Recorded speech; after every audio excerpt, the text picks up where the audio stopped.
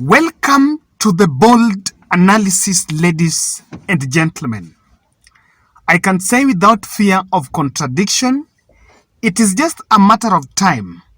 Ababu Namwamba, the cabinet secretary in charge of sports, is going to be shown the door. And regrettably, the die has been cast. The stage is set for his exit. Whether he likes or he doesn't like, whether it is going to make him happy or unhappy, I think the strategy has already been laid. I want us to look at the latest claims that has emerged. And then after revealing these claims, accusations against her ministry, or rather his ministry, we're also going to look at why it has gotten to this level.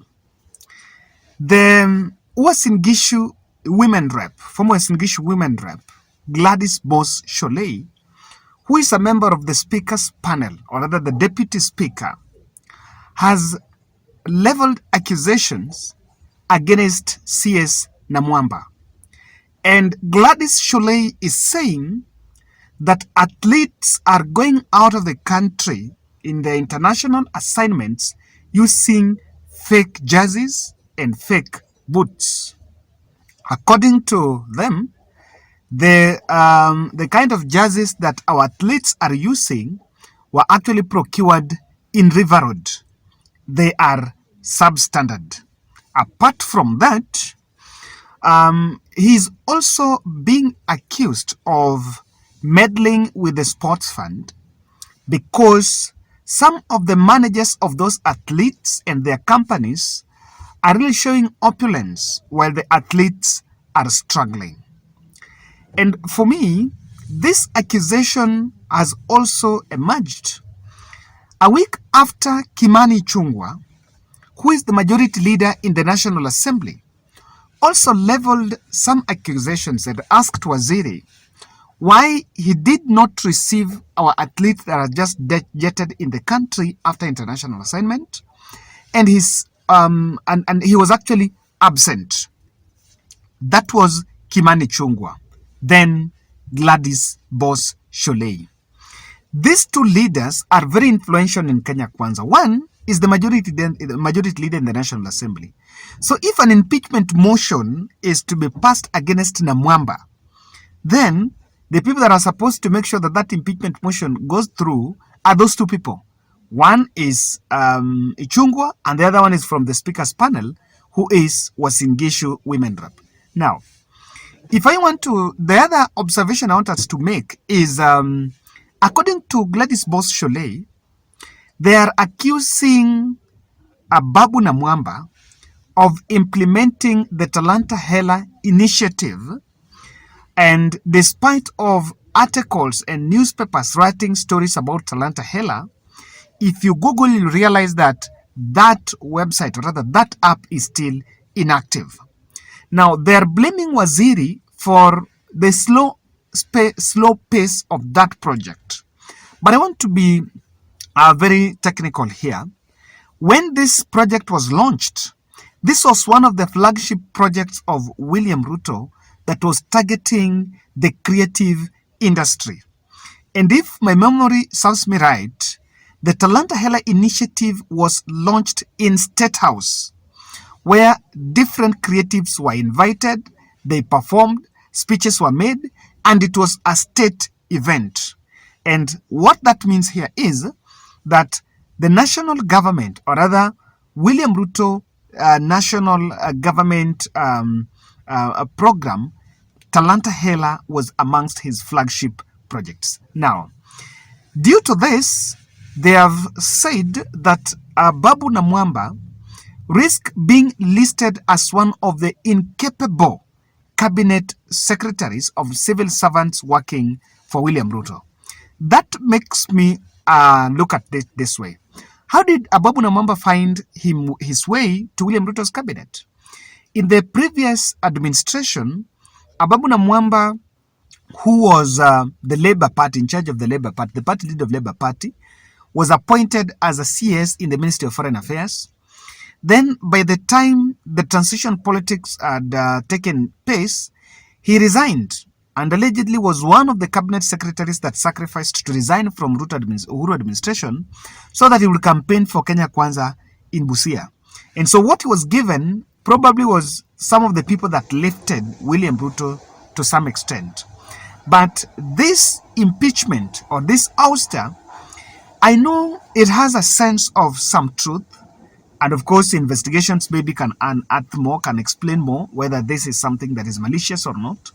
Because if someone's talking about fake jerseys, then the only people that can identify whether these jerseys are fake or not are only the athletes themselves or those companies that are processing, that are making those jerseys.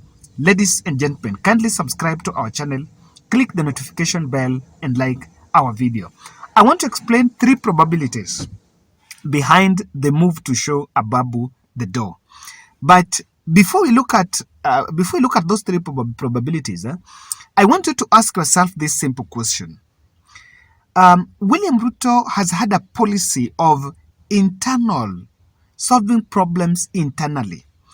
In his leadership style, William Ruto is not the kind of a person that wants things to go out in public. And I do believe well that if this is a problem that was very legitimate and they're looking at it on non-malicious grounds, then these 2 fellows can make a call to William Ruto. They can talk to William Ruto. They can explain this to William Ruto. And this can be handled above board. But clearly, the way it has been treated and explained, I remember there was Ngishu women rep, Gladys Boss Shollei appeared in Citizen TV, national television, vilifying Ababu na Mwamba. Of course, the Gladys Boss Shollei is normally a gun for hire. Remember, at one point, he was also hitting on Malala, that Malala is mismanaging the UDA party. So what this explains here is that there is a problem. And the problem can only be addressed by William Samoei Ruto. I've been making political observations, and I'm not going to hide this.